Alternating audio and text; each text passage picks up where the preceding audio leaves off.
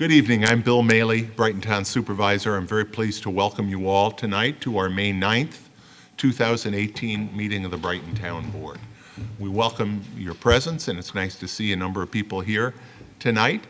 We also want to make your opportunity to participate along with us as transparent as we can, whether you're here in the room, whether you're streaming us live on our YouTube channel or watching on our cable access channel. If you're here in the room tonight, the meeting agenda and all the supporting materials are on the back table. If you're streaming us or watching us on what is now digital cable channel 1303, you can go to the town's website at townofbrighton.org and click on tonight's meeting packet there and follow along with us. I'm going to start with a pledge to the flag. I'm going to ask Council Member Werner to lead us. I pledge allegiance to the flag of the United States of America and to the republic for which it stands, one nation, under God, indivisible, with liberty and justice for all.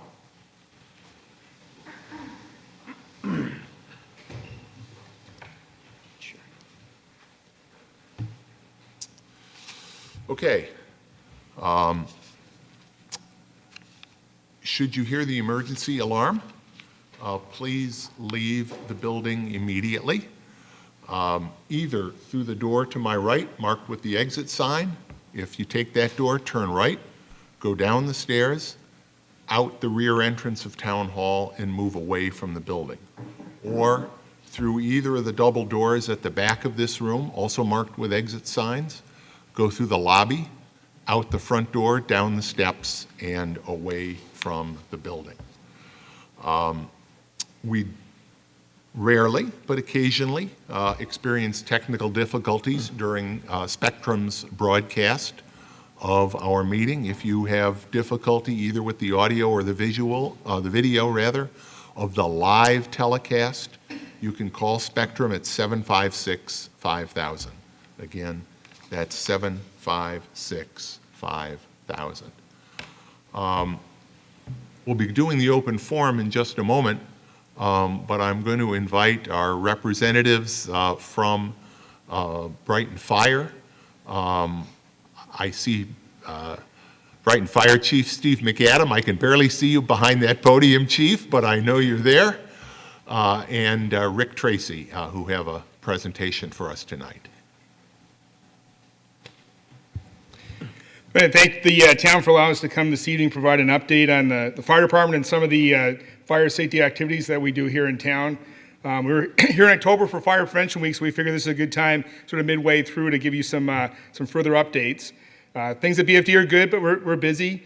We continue to see a rise in call volume the last year and this current year, and we're seeing, as we do around the state and across the country, a decline in volunteers, although we do have a very proactive recruit and retention committee, and we're one of the departments that are actually gaining a few members each month. We're always looking for new members. We participated in the Recruit New York campaign a few weeks ago, so information on our website if you're interested in volunteering with us.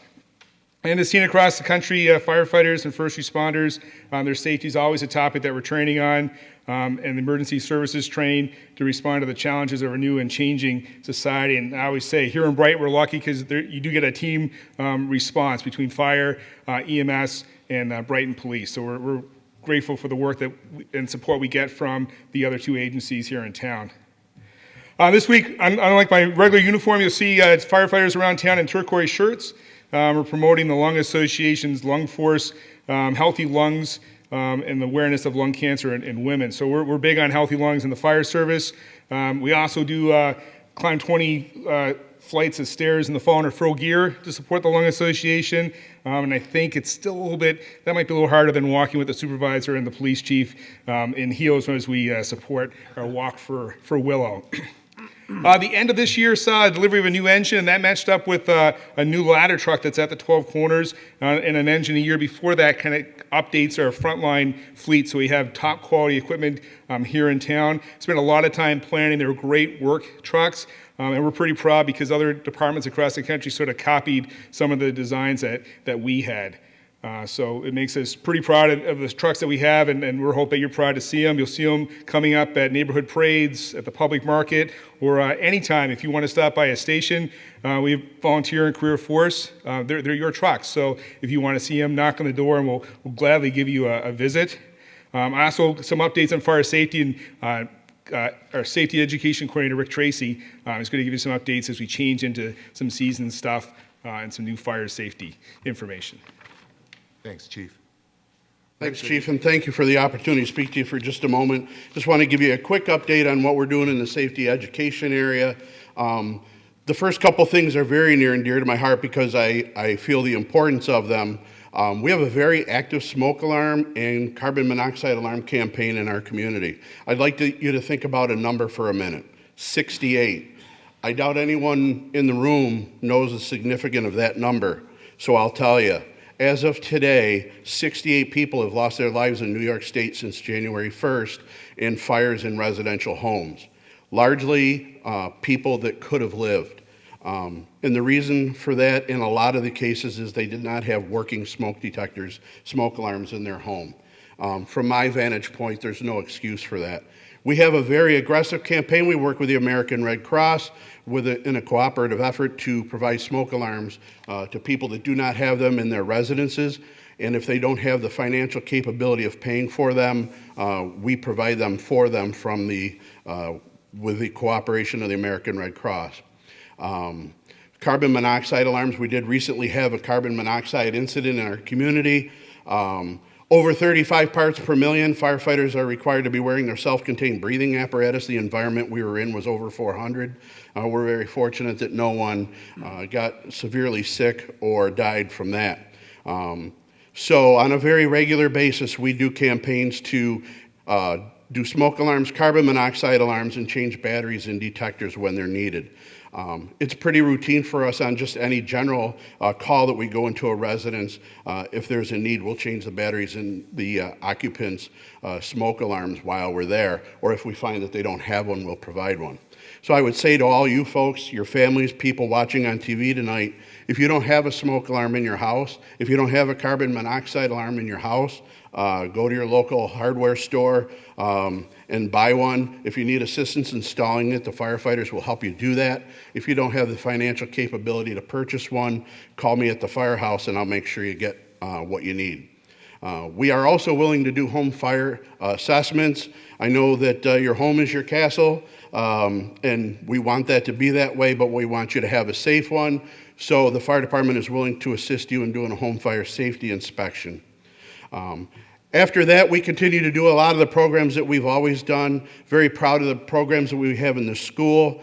We visit the schools annually. We try to see all the children from pre-K to 5th grade. Last year, we visited just a little over 2,200 children and delivered a fire safety message.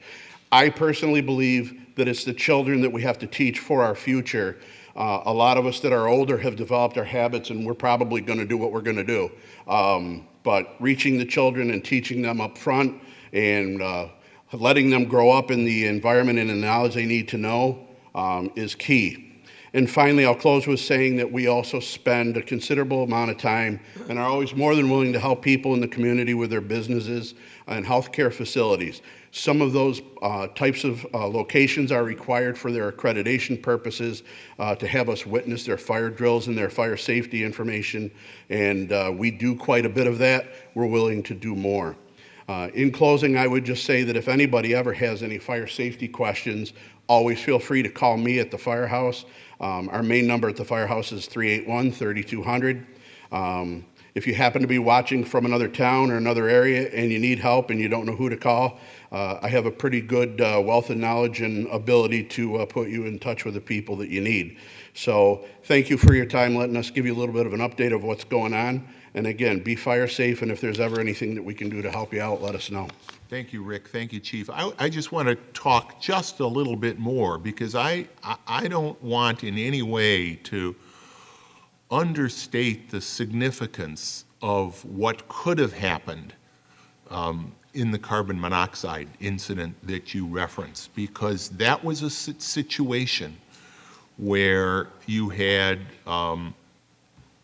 working people working in an enclosed area with equipment that, although it was technically, it was permitted equipment to be used in an enclosed space, it was not functioning properly. And as a result, carbon monoxide was being emitted.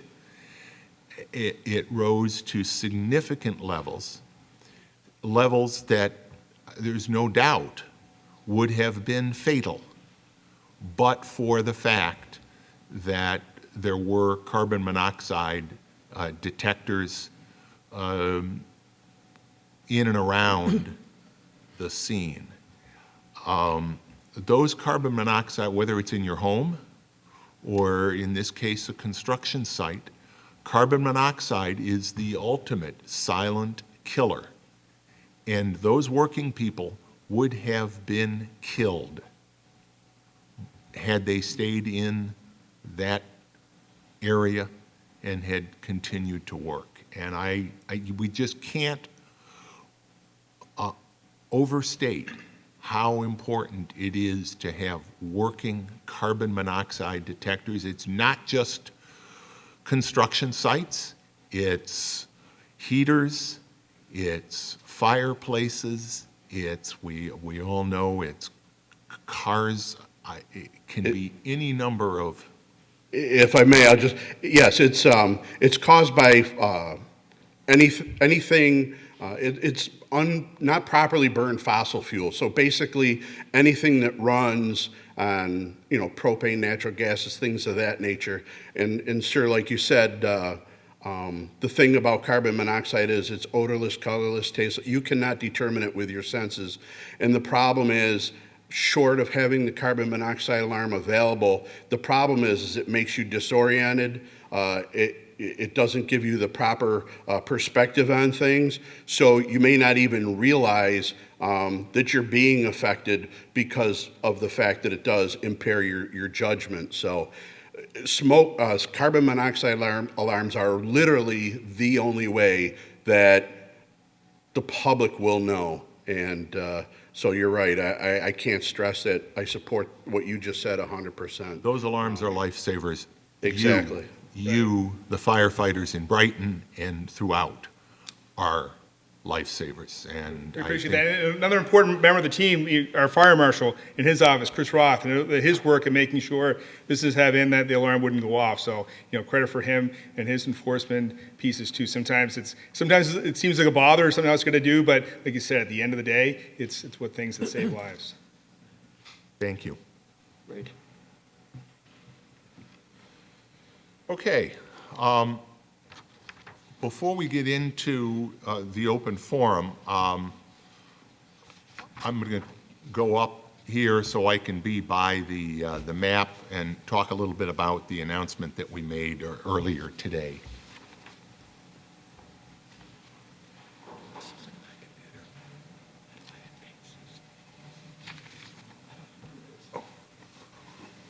I was very pleased to be able to announce earlier today that the town has signed an agreement to purchase about 26.3 acres of land adjacent to, immediately to the east of our existing Buckland Park.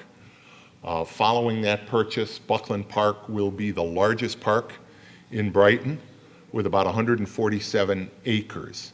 Now that is really extraordinary land because it is used in a variety of ways.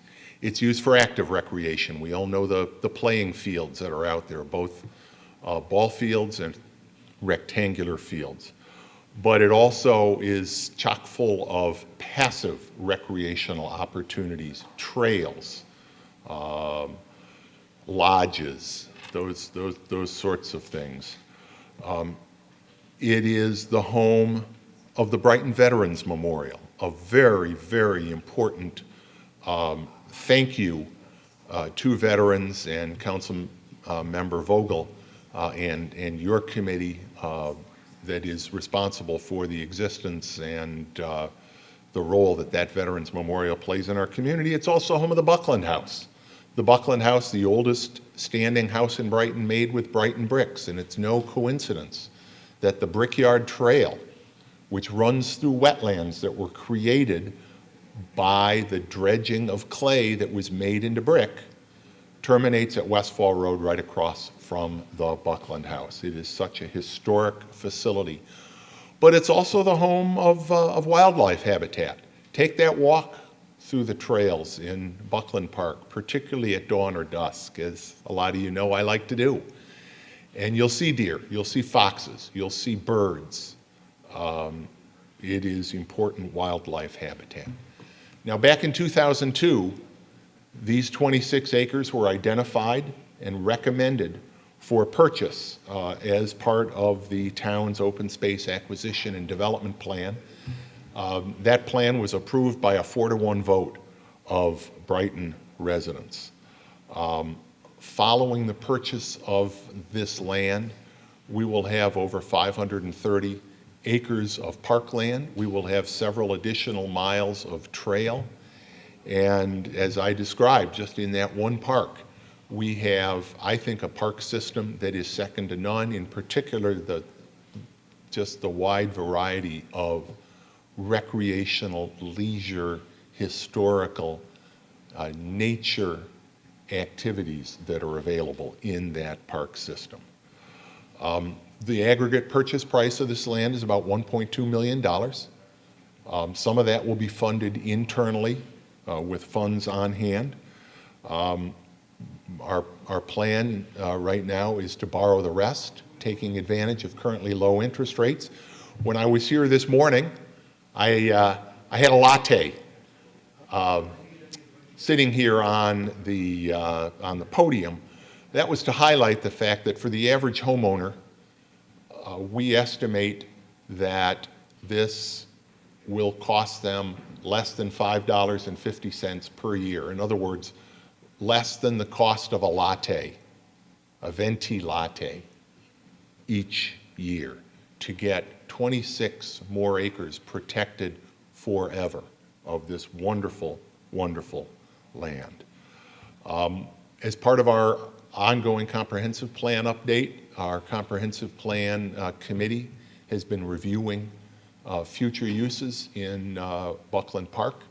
What we know is that activities continue to be popular. What we also know is that a community center is a need that in the not too distant future is going to be a priority. And this will give us the opportunity to have this land to be able to make decisions and to put this very special parcel of land to good use. So I'm very excited about that. I expect that we will close on the purchase of the land probably late in 2018, and look forward to, and we'll keep everybody apprised as to the future status of that. But I want to thank everybody that was here today for that, and I think it's another great day for Brighton.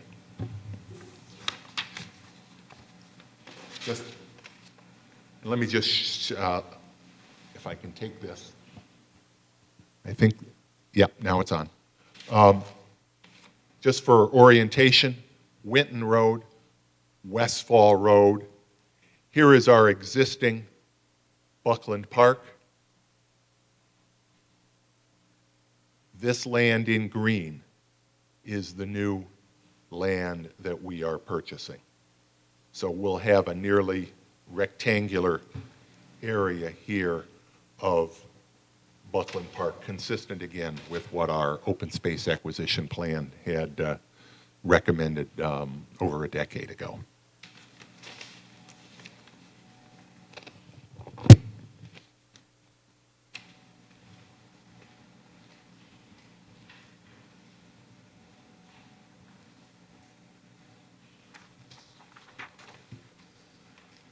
Okay, as we do every board meeting, we'll now go into our open forum. The open forum is an opportunity for anyone to address the town board about any matter, whether or not it's on our agenda this evening.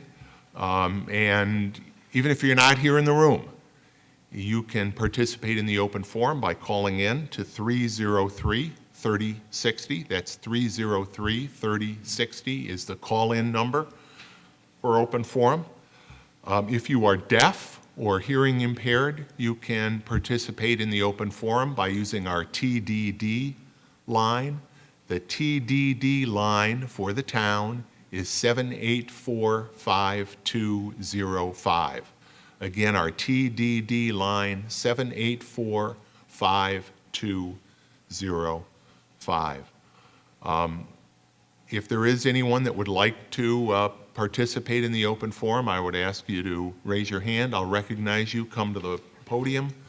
If you would, state your name and address, and the floor is yours. Yes, come on up.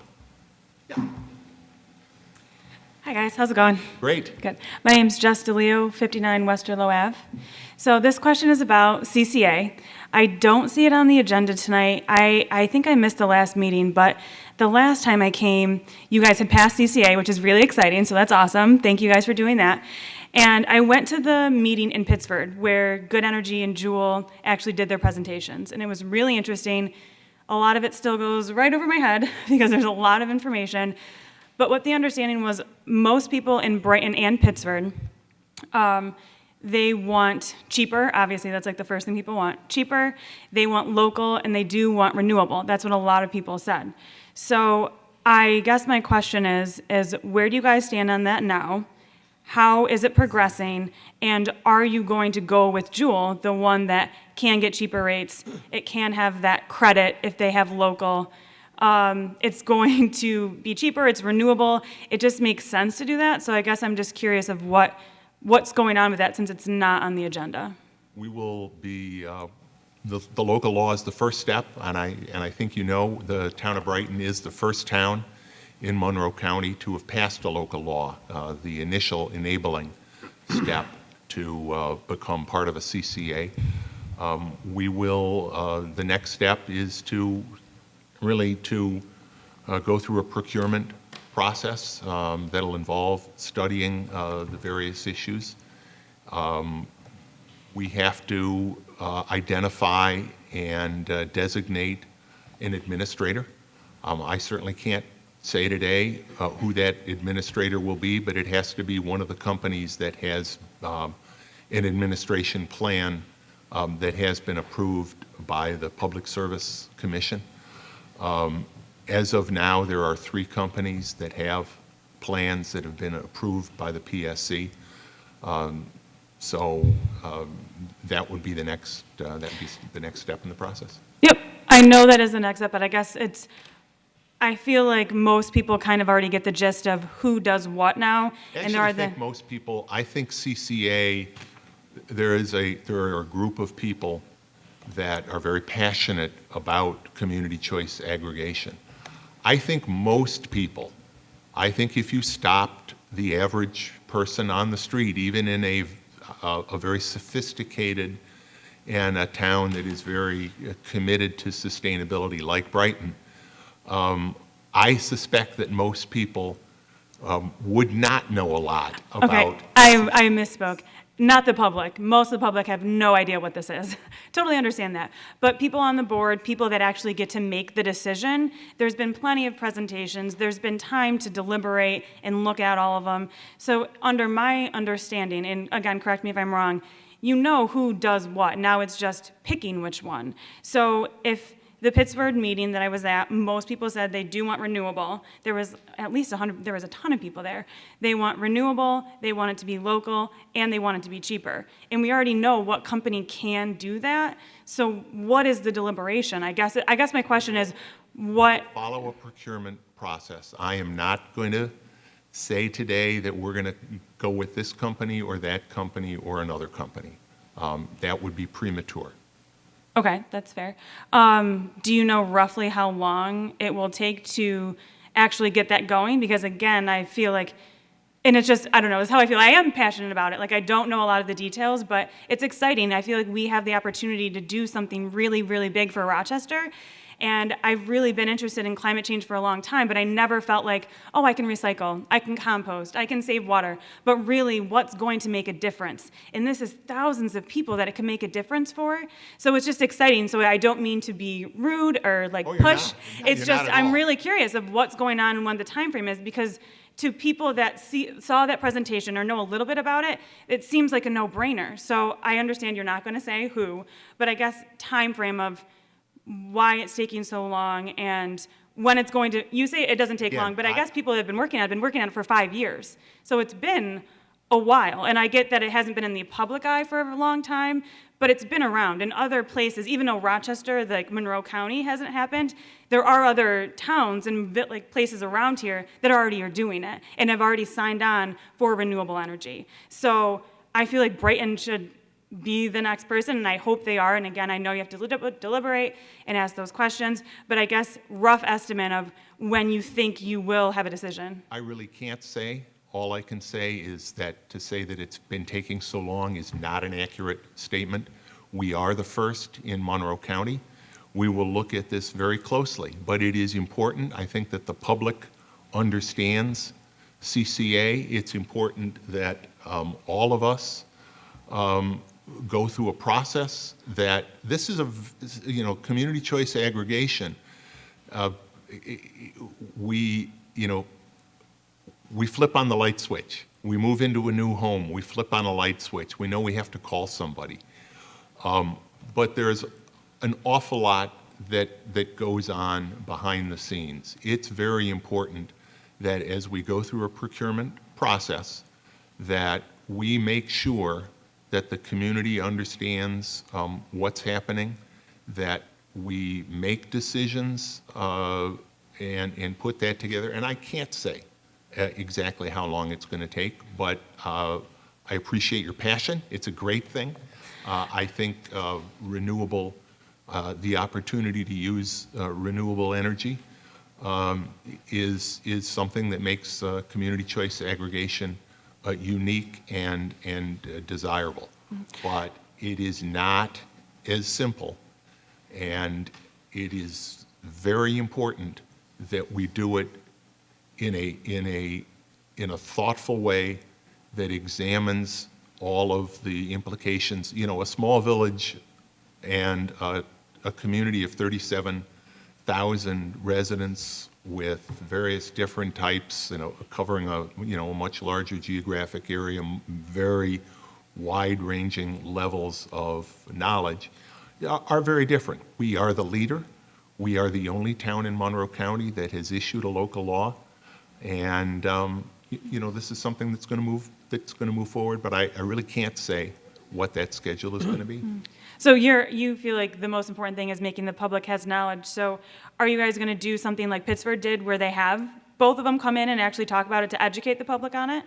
Again, I think that's a good thing. I know there were some folks from Brighton that were there.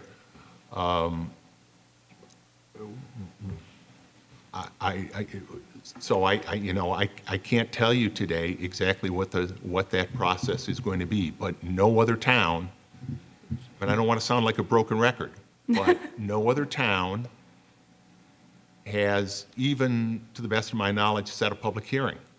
No, like Local Pittsburgh law. did. They had that meeting when anyone could just come and hear it. Are you guys going to do something like that? No, I think You don't know. I Okay. think it would be a good thing, but You don't know.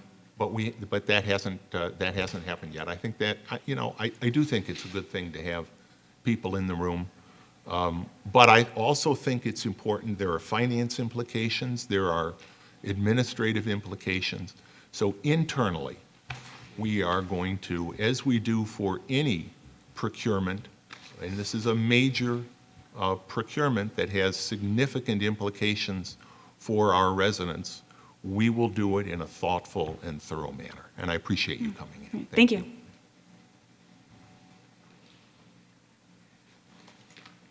Is there anyone else that would like to address the board during the open forum? Sherry?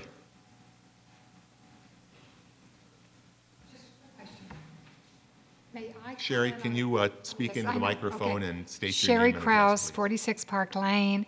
And this is stupid, I should know the answer to this, but Judy told me I should ask you.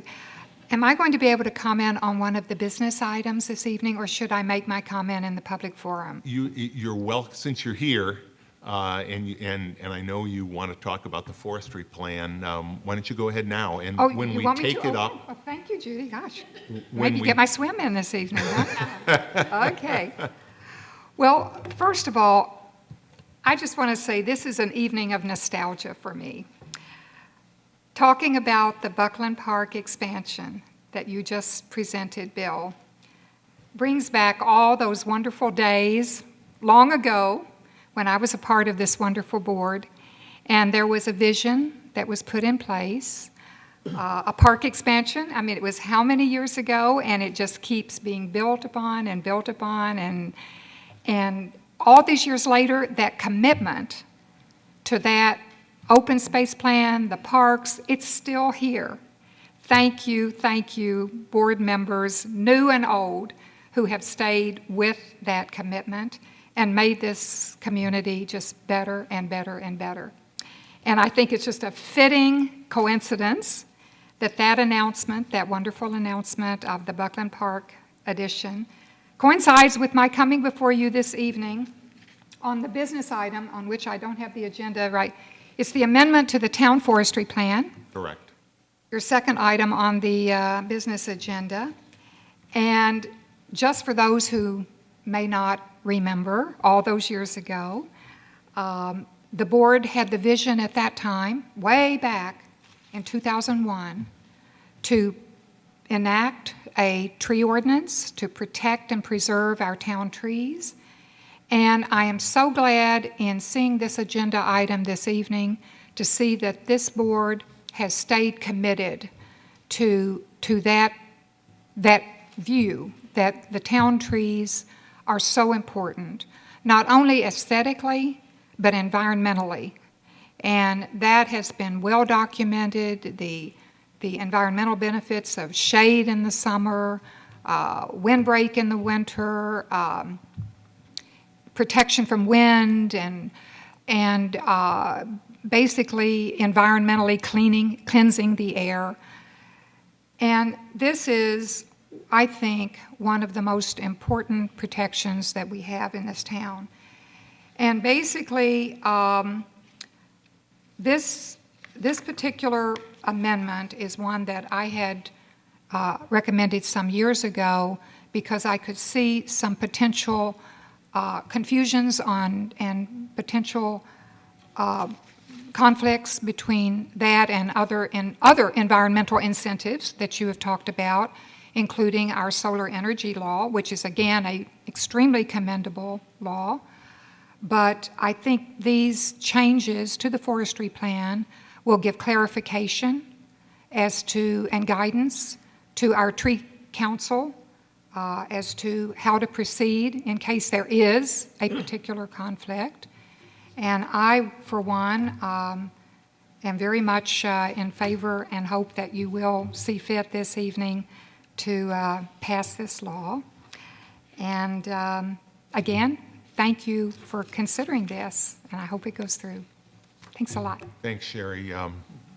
The nostalgia goes both ways because I certainly remember, although I was sitting in a different seat at the time, but the work really you and I did together, but you were the laboring oar in crafting that local law and making sure that we were protecting an extraordinarily important asset that so many communities don't see as an asset. They see, I don't know what they see, but we have trees along our town rights of way that are so important to the character of the community, important enough that we underwent an ongoing program to continue to protect our ash trees from the emerald ash borer. We have seen, unfortunately, for example, the county doesn't, and all you have to do is go down to the 12 corners and see ash trees that used to be there that no longer are there because they were dying from infestation by the emerald ash borer. We saw how many ash trees there were along our Brickyard Trail, and we made a decision that while we don't protect every ash tree in every park, we can't. There are so many of them. Protecting them along the trail was important to the continued look and feel of the trail, but also the safety of the trail. So we do, we treat a number of ash trees along that trail. And I agree, and I appreciate your working with town staff to craft these changes to the forestry plan. They've been reviewed in committee. I think the committee unanimously felt that these were good changes and really struck a good balance between two important sets of laws. Our desire to make Brighton a solar-friendly community and our 16-year legacy as a Tree City USA and everything that goes with it. So thank you for that, and I look forward to taking action on this tonight.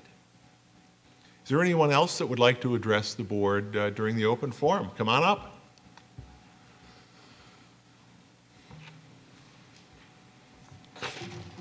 Hi, Lexi Popovich with the Smoking Health Action Coalition, 1595 Elmwood Avenue. And I was just curious on how the board and you supervisor were thinking about the tobacco-free parks initiative and kind of where you guys are at with that. My expectation is probably as early as our next meeting, we will be setting a public hearing on a proposed local law. We've spent some time internally thinking about exactly how, what the breadth of the law would be, enforcement-related issues, but that's certainly my hope and expectation. And I say that in part looking forward to the summer season and knowing that park use increases and people are outside, and smoking outdoors on town facilities are also an important issue. So. Okay, great. Thank you for the Stay update. tuned. Appreciate it. Thank you. Is there anyone else that would like to address the board during the open forum? Then hearing none, we will move into the rest of our business agenda. Can I have a motion to approve tonight's agenda? So moved. Second. Any discussion? Dan, please call the roll. Councilmember Vogel? Aye. Councilmember DeFanzio? Aye. Councilmember Werner? Aye. Councilmember Wilt? Aye. Supervisor Mealy? Aye. We do have two public hearings tonight. They are related matters, both related to a project of the consolidated sewer district. But first, and we're going to, they are two separate hearings. I would, as we sometimes do when there are hearings on related matters, don't worry about if you are here to speak on one of those hearings, don't worry about whether you're talking at the right hearing or not. We will take them into account in the record. But on this first item, which will amend an earlier resolution to establish a newly estimated maximum cost of the project, I'll ask the clerk if the necessary legal notice has been given. It has Supervisor. Notice was in the April 26th edition of the Brighton Pittsburgh Post. Thank you. Then I declare this public hearing to be open. Is there, why don't I start with our Commissioner of Public Works, Mike, if you can talk about this project and why we're taking these two actions tonight, or considering taking these two actions tonight. Sure, Bill. I'll first describe the project. The project is located at the intersection of Blossom Road and I-590. Sanitary sewer improvements to improve the hydraulics of the system. The town experiences surcharge conditions in that location. The idea is to slightly realign the sewer and install a new control valve. Originally, the project was estimated to be $350,000. After bidding the project and taking into account the soft costs and the engineering and some of the contingencies, the price exceeded the $350,000, which led to this public hearing, because the initial public hearing spoke of a price of $350,000. That's the intent of the public hearing, is to, and also amend the resolution from that hearing to represent the true cost of the project. Pretty much the bonding amount will not change. Some money will be transferred from the unappropriated fund balance. I just wanted to make sure I had the right account, Yep. that's all. Yep. So- And the proposal is that the maximum cost, which, as you said, does include contingencies, it includes the so-called soft costs, engineering and the like, would be $439,545. Thanks for that. Anything else? No, I think that's it. I think that should cover it. And the bond, the second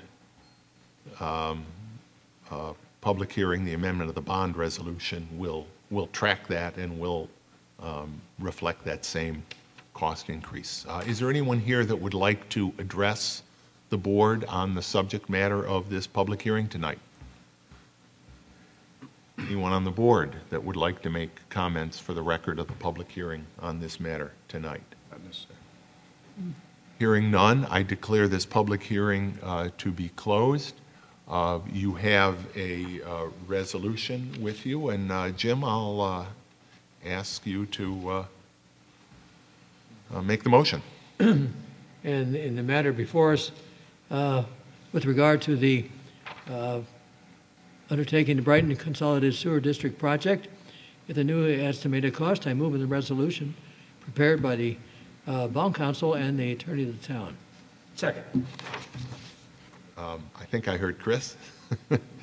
Again, any further discussion on that motion? Hearing none, Dan, please call the roll. Councilmember Vogel? Aye. Councilmember DeFonzio? Aye. Councilmember Werner? Aye. Councilmember Wilt? Aye. Supervisor Mealy? Aye. The next public hearing, the next matter is a public hearing on the related amendment of the bond resolution that was also previously enacted by this town board on August 9, 2017. That bond resolution amendment will track those same cost changes for the project. Dan, has the necessary legal notice for this public hearing been given? Same, also on April 26th. Same. Thank you. I hereby declare this public hearing on the amendment of the bond resolution dated August 9, 2017 to be open. Is there anything, Mike or Paula, in addition to what was previously described? The Finance Director, Paula Parker. Yes, thank you. We're going to be appropriating approximately $89,000 from the assigned unappropriated fund balance in the Consolidated Sewer District. We will not be increasing the amount that we borrowed. So the $350,000 original bond resolution borrowing remains the same. We're putting the difference in the cost of the project to allow us to utilize those funds and track the two funds together. Any of those funds that are unused at the end of the project will go back into the sewer district's fund balance. And those fund balance levels in the sewer district, even assuming that you used every penny of the additional money, would still be well above the range that our Finance Committee has recommended for. I say well above, it would be above. Within the range, yes. Yeah, it would, at the high end of Yes. that range, as I recall. Yep, we're slightly above it now. Yep. Yeah. Good. Thank you for that. Is there anyone in the audience that would like to address this public hearing? Seeing none, is there anyone on the board that would like to address the subject of this public hearing? Hearing none, I declare this public hearing to be closed. You have a resolution, and I'll ask Jason to make that motion. Yes, with respect to the amendment of the bond resolution dated August 9, 2017, to increase borrowing amount for certain improvements associated with the Brighton Consolidated Sewer District, I move we adopt the resolution as prepared by bond counsel to the town. Second. Any discussion by the board? Bill, I believe we're not increasing the borrowing, we're just amending the bond resolution to increase the maximum amount to be expended on That's the project, correct. which is part of that bond resolution. That is exactly correct. Yep. Good. The maximized authorized borrowing is still $350,000. We have motion and a second. Dan, please call the roll. Councilmember Vogel? Aye. Councilmember DeFonzio? Aye. Councilmember Werner? Aye. Councilmember Wilt? Aye. Supervisor Mealy? Aye. Matters of communication, can I have a motion to receive and file those communications? Robin? So moved. Second. The first one is an indication of preliminary award to the town of Brighton under the Community Development Block Grant Program from Jeff Adair, the County Director of Planning and Development, in the grant amount proposed of $63,750. That is substantially above what we've received in past years. Mike, can you just talk a little bit about our plan for using the grant this year? So we made an application to the community, the CDBG, to realign sewers in the western Brighton area. We have had some issues in the past year because the sewers are concrete asbestos pipe, and although the pipe it's a very good pipe, it does have problems from time to time with deterioration due to sulfur dioxide. So what we're going to do is reline a good portion of those sewers within that residential area to make sure that they last for many years from here on in. And sorry, Bill, I was going to say, generally, our CDBG grant awards have been in the $40,000 range. This is a substantial increase in what we generally get. It's nice to see, and it's good timing. And although it's not going to be a visible project terribly, other than some work crews, that makes it no less important for the folks over there. Yeah, with sewer improvements, it's better they're not visible. Absolutely. So, Well said. We also have communication concerning the resignation of a part-time police officer. We have motion and a second to receive and file those. Any discussion? Hearing none. Dan, please call the roll. Councilmember Vogel? Aye. Councilmember DePonzio? Aye. Councilmember Werner? Aye. Councilmember Wilt? Aye. Supervisor Mealy? Aye. Committee reports. The Community Services Committee. Thanks, Bill. The Community Services Committee did not convene in the intervening time frame since the last town board meeting. Our next meeting will be on Wednesday, May 16th, 2018 at 9:30 a.m. at the Brookside School, 220 Idlewood Road. As usual, we invite and encourage members of the public to attend. Thanks, Robin. Jason, Finance? Yes, the Finance and Administrative Services Committee met last Tuesday, May 1st. Each of the items that were discussed in committee are present on our agenda tonight for review and discussion and voting. Our next regularly scheduled meeting will be held on Tuesday, May 15th. We meet at 3:30 in the afternoon in the Stage Conference Room here at Town Hall, and the public is invited to attend. Thank you. Public Safety. Public Safety met yesterday morning at 8 o'clock here, and a couple of interesting notes of the time since the beginning of the year. The Brighton Ambulance has reported 494 calls. They were able to cover almost 96% of the coverage, and working on locations for open house due to construction at the base. That's moving along well. Brighton Fire also reported 890 calls year to date, and that is an interesting, in the 4 months, lest we wonder if in fact our safety services are being utilized. And also the Department of Public Works reported that the beginning of the lawn and debris pickup has begun, and work on the potholes with the oil and stone projects is underway, thank goodness. And also Brighton Police reported that the annual geese control is moving along, and we're doing an evaluation of that project, but it seems to be moving along pretty well.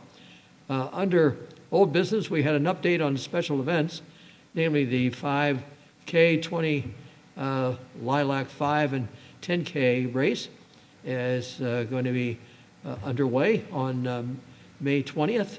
And last but not least, East Avenue Rehab Project is going to be taking place this summer, and that cannot come any too soon.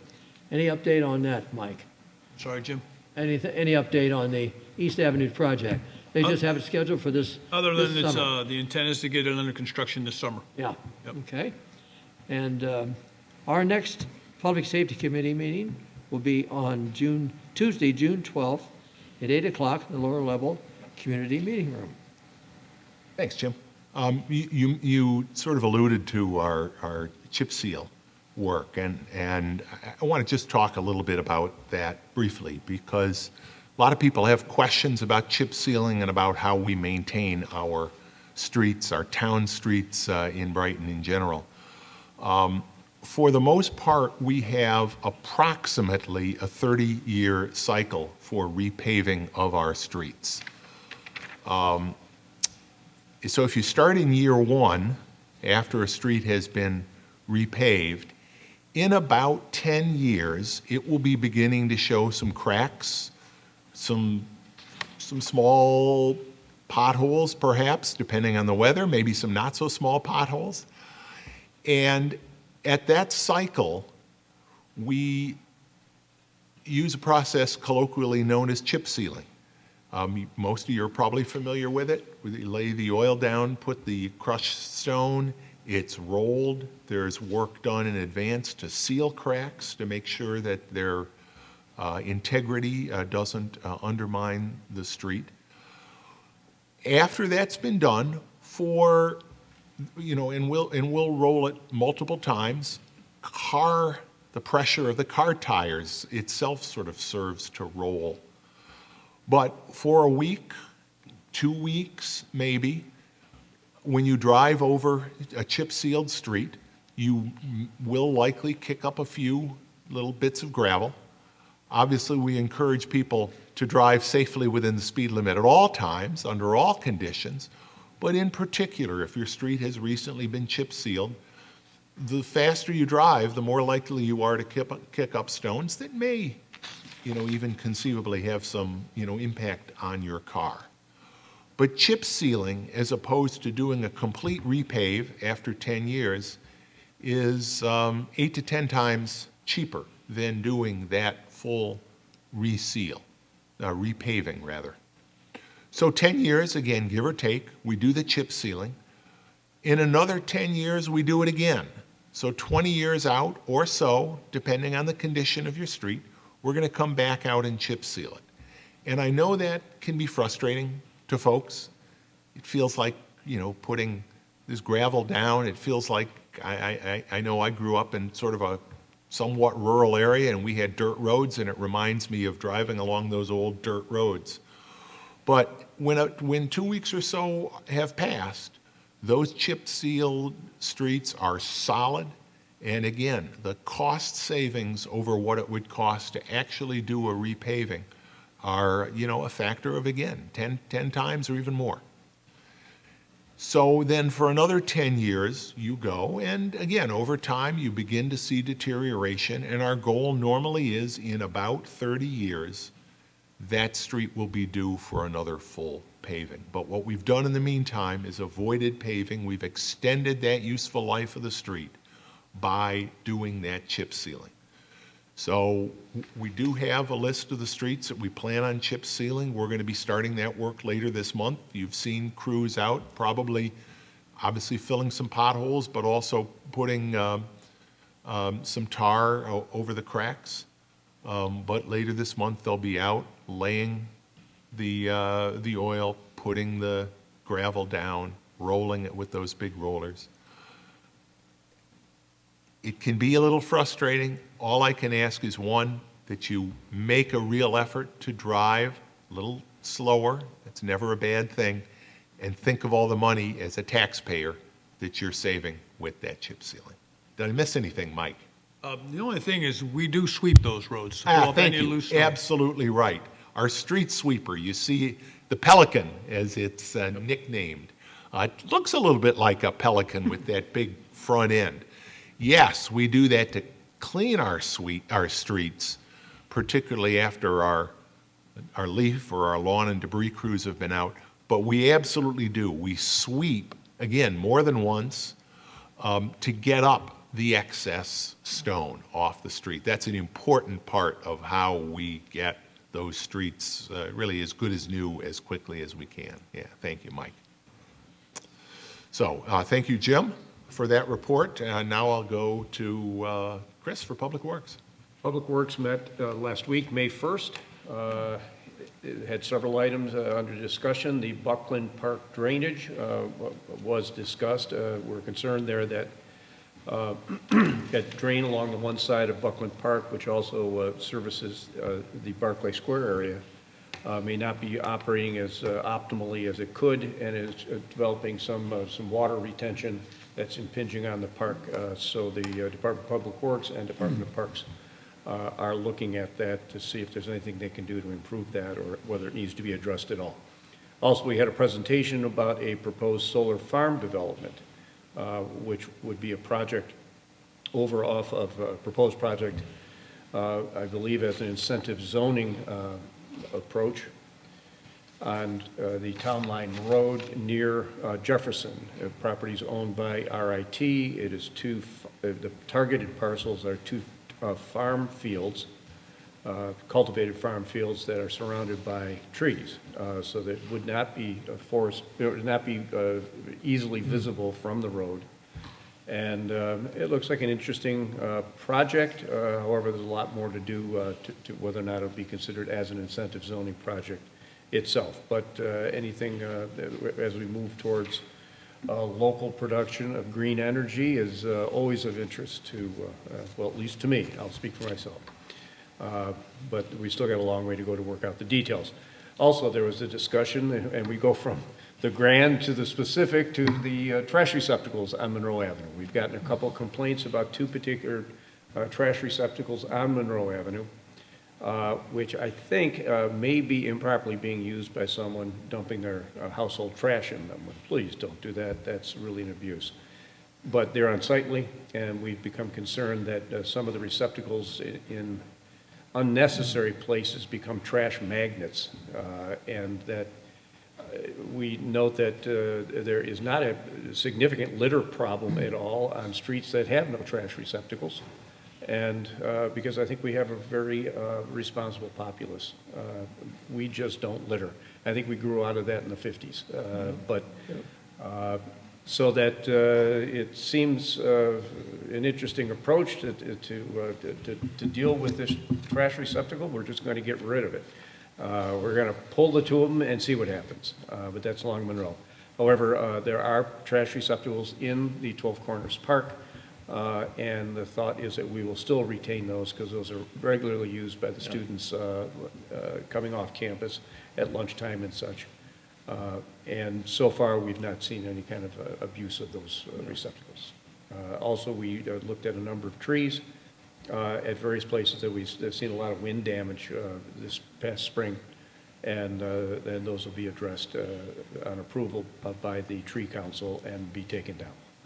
The next meeting will be June 5th at 9:00 a.m. in the downstairs meeting hall. Thank you, Chris. Let's go to new business.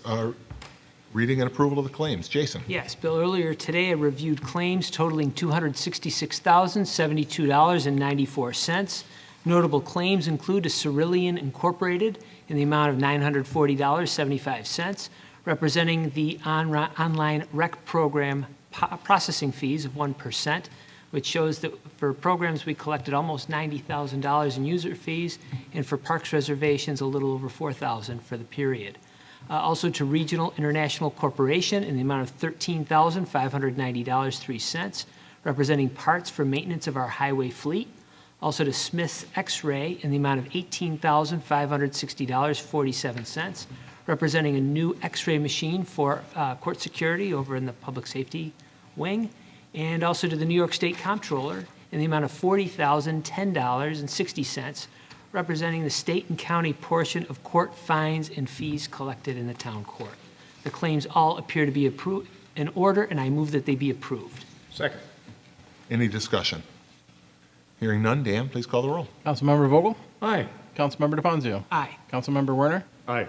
Councilmember Wilt? Aye. Supervisor Manley? Aye. Chris. Next item is to authorize a bid award to Villager Construction to provide services in connection to the Blossom Road Sanitary Sewer Improvement Project. I move that we adopt the resolution before us. Second. Any discussion? Or, Mike, anything you want to say about this project? No, it's, the same project, obviously, the Blossom Road Sanitary Sewer Project. The Villager was the low bidder. We talked to the consultant who prepared the plans. They indicated they made a recommendation that Villager should be awarded the contract. Thank you. And Yeah, I've actually just had a conversation last night.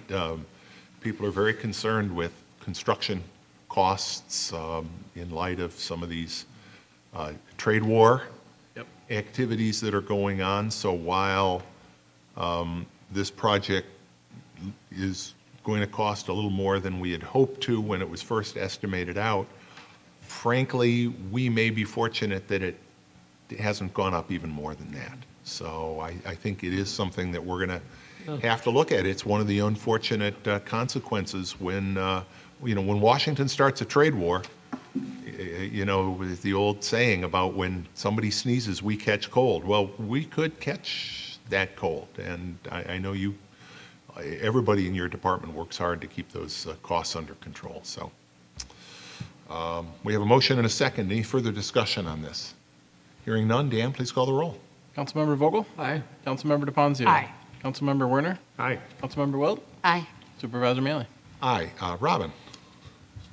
On the matter regarding the approval of proposed amendments to the town's forestry plan, I move on the resolution as prepared by the attorney to the town. Second. And Sherry said it all. Any further discussion on this matter? Hearing none, Dan, please call the roll.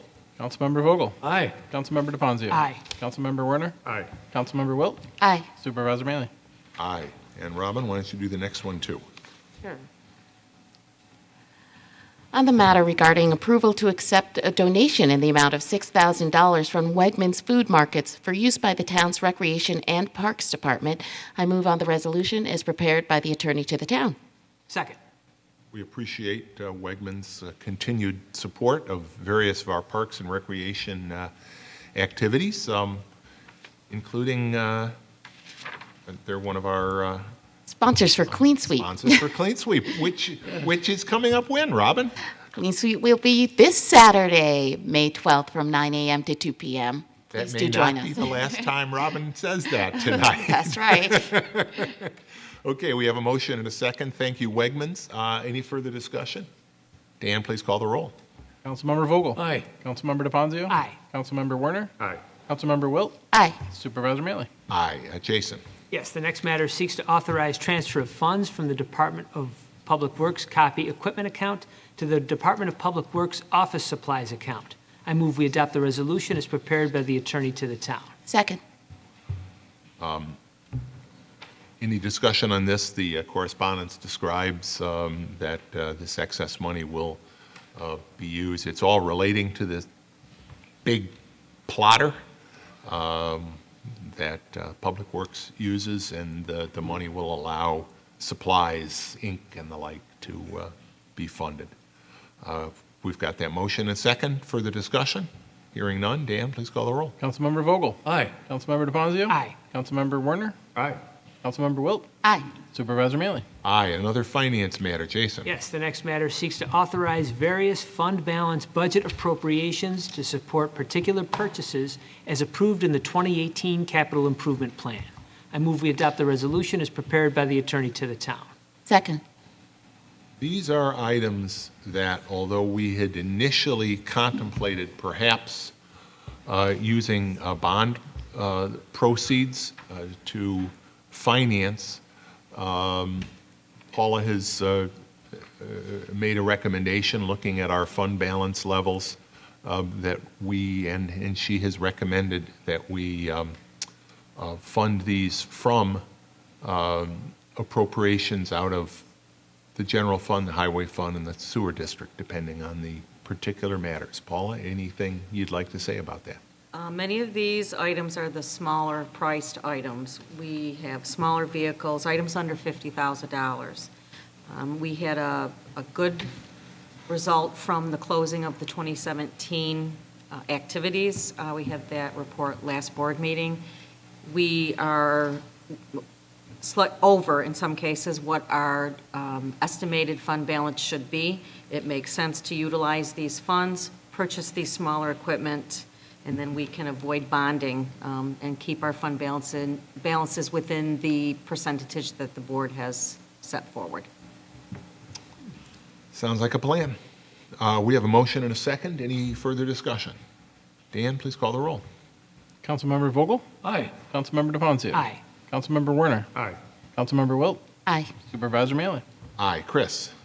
Next item is for approval to prepare and submit an application for a Block 3 Clean Energy Community Development Block Grant in the amount of $5,000. I move that we adopt the resolution before us. Second. And again, I'll turn to you, Mike. This is some good news. Why don't you explain why we're getting $5,000? Yeah, we've been trying to become a clean energy community for quite a while. There's 10 action items and high impact items, I think they call them. We completed 4, which was enough to make us eligible to become a clean energy community. Once we became eligible, we were also eligible to apply for a $5,000 grant. The hope is to use that $5,000 grant to change out our interior lighting to LED. So, very fortunate to get that. That's at Absolutely. Town Hall, is that right, Mike? Just in town facility, yeah, town hall, right. And that was studied by Sustainability about a year and a half ago, and they did the math on the number of fixtures and the lights involved and the energy consumption and the cost savings in the end. So it's, I think it's going to be perhaps even a double win for us, that will even save more energy as a result, that will, don't tell them, but pay for itself. But then we do some more of it later. Well, that's right. I mean, I know, at the time you estimated that there would be a very quick return on the investment. But when the investment is zero, because we're getting the grant money, the return is real quick, but it will be lasting. And it's something we've done in part of the building. There've been no issues with, the look and feel of the lights. So we're going to proceed and continue that process. Thanks, Mike. We have a motion and a second. Further discussion? I will note that the fourth item was the passage of the enabling CCA legislation. So, again, thanks to the town board for that. Yeah, that's right. We were challenged as well, getting the training program done from a scheduling as to when they were making it available. That was another challenge, but we've got the 4, and we're going to have $5,000, which is a great thing. There were some moments, let's put it that way. We got through it. Okay, motion and a second. Dan, please call the roll. Councilmember Vogel? Aye. Councilmember DePoncio? Aye. Councilmember Werner? Aye. Councilmember Wilt? Aye. Supervisor Mealy? Aye. Chris? Next item is to authorize the supervisor to execute a utility work agreement with the New York State Department of Transportation, granting adjustment work needed to the town's sanitary sewer manholes located within the New York State Department of Transportation's Route 96 paving project. I move that we adopt the resolution before us. Second. Mike, we're all over you tonight. That's okay. Again, we spoke earlier, Jim spoke of the Route 96 repaving project that's going to start in the summer. As part of that project, we have about 18 sanitary sewer manholes that run up and down East Avenue. So as part of the project, we need to raise those manholes to meet the grade of the new pavement. This resolution will allow us to do that, and the DOT will actually end up doing the work, but it will allow us to get that work done. Thank you. Any further discussion on this matter? I would just ask you, Mike, do we have a current request to the county to adjust, like on Allen's Creek, the intersections, Allen's Creek, Clover is another one? We do not, Jim. I know we've talked about some of the pothole issues. We'll talk to the county about that. Yeah. It's a different situation there with Allen's Creek. It's generally when we're doing a capital improvement project or a repaving, we would certainly call the county and say, raise your manholes. Yeah. But in this case, it's going to be, we just need to get those potholes taken care of. Yeah, good. All right. Okay. Anything further? Dan, please call the roll. Councilmember Vogel? Aye. Councilmember DePoncio? Aye. Councilmember Werner? Aye. Councilmember Wilt? Aye. Supervisor Mealy? Aye. And Chris, why don't you do one more? Next item is to authorize the supervisor to execute a sidewalk and a sanitary sewer easement within the proposed 1925 South Clinton Avenue project. I move that we adopt the resolution before us. Second. This relates to the project that was previously approved on that parcel. Ken, I will ask you again, is this a matter that I need to recuse myself on? I recused on the underlying project, but Again, I will tell you that the issue here is more of an administrative, ministerial task, and what we're doing is simply authorizing you as the town supervisor to execute easements which are a really requirement that we put on the developer in this case. I know that Mike and Ramsey and I have spent a good amount of time over the last couple weeks or so, hammering out this language with the attorneys. I know we're satisfied with it. So I think at this point in time, there is not a need for you to recuse. I think that is consistent with what I said at the last matter. All right. Is there any further discussion?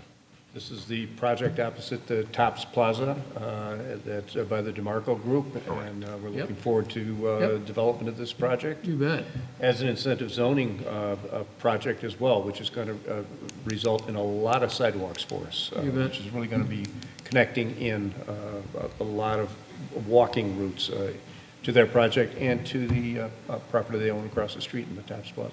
As all of our incentive zonings, there are significant community benefits, and sidewalks are a great example of that. We have a motion and a second. Further discussion? Dan, please call the roll. Councilmember Vogel? Aye. Councilmember DePonzio? Aye. Councilmember Werner? Aye. Councilmember Wilt? Aye. Supervisor Mealy? Aye. Jason? Yes, the next matter seeks to authorize the supervisor to execute any and all documents associated with the award of state and municipal facilities program grant funds through the Dormitory Authority of the State of New York to be used by the town for March 2017 windstorm recovery support. I move we adopt the resolution as prepared by the attorney to the town. Second. This is the matter that you may well have heard about concerning additional state funds that are available for reimbursement of costs that we incurred in responding to the windstorm last year. We have a motion and a second. Dan, please call the roll. Councilmember Vogel? Aye. Councilmember DePonzio? Aye. Councilmember Werner? Aye. Councilmember Wilt? Aye. Supervisor Mealy? Aye. Matters of the supervisor. The first item I just want to note is correspondence that Supervisor Dave Seeley from the town of Arundecoit and I have sent to the State Association of Towns. As we've talked about in the past, the towns of Brighton and Arundecoit sued the County of Monroe for the county's unilateral decision on December 30th, 2016, to effectively retroactively rescind guaranteeing of charges incurred by all of the towns in Monroe County for property maintenance items, including the demolition of properties that were no longer safe. That is a significant expense to the town, and as everybody knows, so-called zombie properties really have a negative impact on neighborhoods and on a community as a whole. And we were upset, just from a process perspective, that the county did this on the last day of the year. They did this in a way that would harm local municipalities' ability to respond to what had been a significant problem, particularly coming out of the financial crisis. These properties that people, for whatever reason, were no longer financially able to maintain. But also, it really flew in the face. The county's action flew in the face of the whole statewide imperative to share services, to consolidate services. We had the county conducting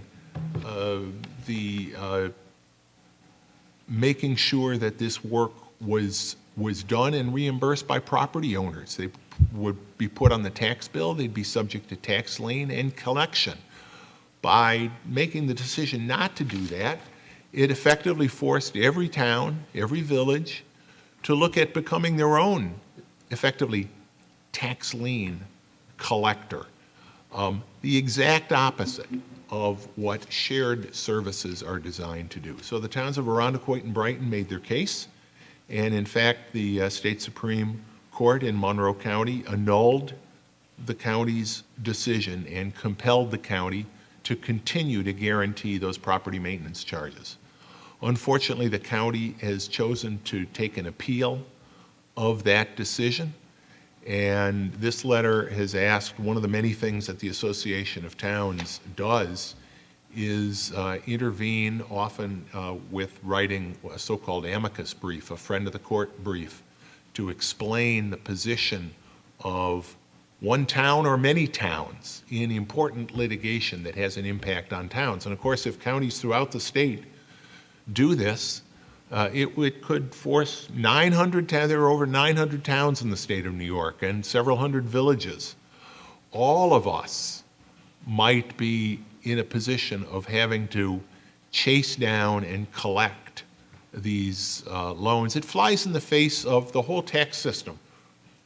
We, locally, through our town clerk and receiver of taxes, we collect county taxes. We collect school taxes. We heard our great fire people here tonight. We collect fire taxes. We collect town taxes. That's consolidation of services. When the county made this decision to go the other direction, it not only did it hurt the ability to maintain those properties, but it forced individually each town to go it alone. So we are hoping that the Association of Towns, and there is also at least one other town up in the North Country that I know has made the same request. So we're hopeful that the town will intervene, because this is an issue that this appeal, and if it goes, of course, to the Court of Appeals, will impact us all. So I wanted to make sure everybody was aware of that. I don't think there's any action needed. We've sent the letter. But I did want to talk about a couple of other things. It's that time of year when a lot of discussion about yard debris. Again, I want to remind people, please don't pile your yard debris in the street. And as you drive through neighborhoods, there are some neighborhoods like Virginia Colony, and Judy, you have been a tireless messenger over the years, asking your neighbors, please don't pile the stuff in the street. There are other neighborhoods, I won't name them by name, where we don't have a good messenger like that. And I drove down a street last night, a street with sidewalks, big wide street, big wide tree lawn, lots of room to put, and house after house had piles of debris out in the street. Why is that a bad thing? Cyclists who are trying to ride along the curb have to veer out into traffic. Sometimes the piles get so high they can cause visibility issues, but they can also cause drainage issues. The stuff drains into the storm drains get blocked, you get street flooding, yard flooding, sometimes even basement flooding if we get serious enough rain events. So please, it's sort of broken record time, and I was really pleased on Facebook just the other day in the Brighton Neighbors group to see someone else make the point. But please remember, put your yard debris out, yes. Most towns don't pick it up, Brighton does. And we pick it up whether it's bulk, in other words, in piles, or whether it's containerized. But again, it's so frustrating. I'll see little piles, like the size of this iPad and keyboard here, put out in the street. Sometimes they're so small, I'm sure our highway crews are sort of wondering if it's really a pile or if just a whole bunch of stuff happened to blow there in a storm. If you've got a small amount, please containerize it. It will be less messy. It will get picked up quicker. It'll look neater.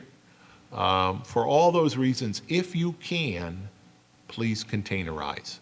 Obviously, big branches, we're still continuing to pick up some stuff that came down in this year's windstorm. It slows us down a little bit when we have big events like that. But we are passing through, but I will say, we've been through more times with our containerized pickup, and we will continue to do that. So whenever you can, put it in a container, just don't put it in the street. Thank you very much. stop me if I'm talking about anything that I know you're going to talk about, Robin, but you already mentioned the farmers market, outdoor farmers market is opening this Sunday at 9 a.m. We'll be having the traditional vine cutting, I believe, at 10 a.m. So please come out. The farmers market will be at Brighton High School as it is every summer, and it'll be outdoors now through the fall. And on Memorial Day, on May 28th, as we do each year, we will be holding our Memorial Day ceremony. We'll do that at our Veterans Memorial. I talked about it earlier, in Buckland Park, right next to the Buckland House, at 2 o'clock that afternoon. Whether you're a veteran, whether you have a family member that is a veteran, we all can say thanks to the people who served our country, and particularly to the people who gave their lives to serve our country, including particularly some here from the town of Brighton. So I want to invite everyone in the community to come out to our annual Memorial Day ceremony, Monday on Memorial Day itself, May 28th at 2 p.m. That's all I have for matters of the supervisor. Matters of the attorney. Ken? Matters of the town clerk. Just to pile on to what you were saying about the containerizing bill, I just checked Pile on, that was not a pun. our local Brighton hardware store, Weeders, you can get a can for $14, or $17 if you want it on wheels. So I guess small trash can to containerize in, reuse every week. Super easy, very low point of entry. And so Ned, I wanted to assume add on also at the hardware store has the big brown paper bags. You may not have looked for them. I didn't look because I have 'Cause that's cans the other myself that I alternative. drag down and fill up with all those small piles. So Great. just a easy point of entry. So, Great. but that's all. Great, thank you. Matters of the board. Robin. Hi. I did just want to remind everyone again, Clean Sweep is finally here. It will be this Saturday, May 12th at 9 a.m. We'll convene right here at Brighton Town Hall, and we will hold our annual Clean Sweep event. This year, we are reminding residents to help us conserve and be green. If you have a Clean Sweep shirt from years past, please wear it and help us keep our costs down and reaffirm our commitment to reduce, reuse, and recycle. If you have a favorite pair of gardening gloves, please bring those along too. Not everybody likes the gardening gloves that we have. If you have a favorite pair, we encourage you to bring those. The event will occur rain or shine, so please dress appropriately. Shine, yes. Dress appropriately and wear closed-toe shoes, please. Again, you can still pre-register for this event online at www.townofbrighton.org/rec to complete the required waiver and help Saturday morning move along more smoothly. After cleanup, we hope to see everyone at 11:45 a.m. right at the French Road Elementary School, where we'll have lunch and a little recognition ceremony for our sponsors. I also wanted to remind people that the summer program brochures for our Brighton Rec Department are out. We're very excited for our summer offerings and are glad the warmer weather has finally arrived. Brochures are available online at the BCSD buildings, Town Hall, and the Brighton Memorial Library and Brookside Recreation Center, of course. Resident registration has been ongoing since early April. Our non-resident registration for all programs will begin on Tuesday, May 15th at 9 a.m. Registration is required for programs through the Brighton Recreation Department since space is limited. Again, registration may be done online, by mail, or in person at our Recreation Department. Bill already mentioned that we'll convene our Brighton Summer Farms Market beginning this Sunday and have the traditional cutting of the vine. I did just want to mention one additional class that we'll be offering that is of interest. If you have an interest in learning to practice safe bicycling skills, since this is the season, here's your chance. The certified cycling instructors will lead you through some tips, drills, and group rides to help you feel more comfortable with on-street riding. Each week will build on the previous week's lessons, and feel free to bring your dinner and eat while we meet. Bring your bike helmet, water bottle, and dress appropriately. The class will meet rain or shine, and that is a safe cycling class that will be offered May 30th through June 13th at the Brookside Recreation Center.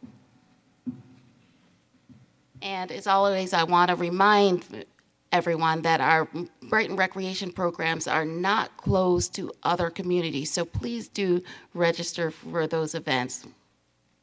And free food at Clean Sweep. Free breakfast? Free So breakfast. come here at 9 o'clock and have a little free breakfast on your way out, some bagels, and then when you're done, free lunch. I mean, come on. Our very generous sponsors. Free food.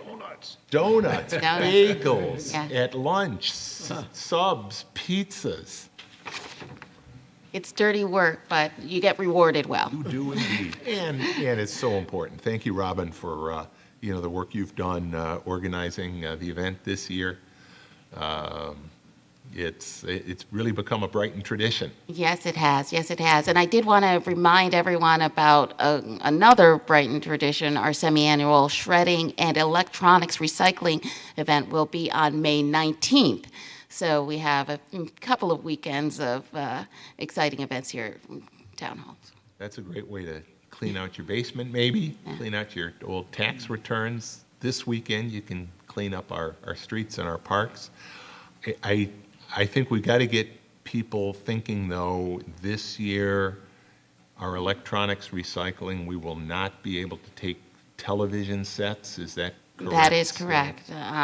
There is a list of items that will not be accepted, and I do encourage you to go to our rec page and verify those items. Thanks, Robin.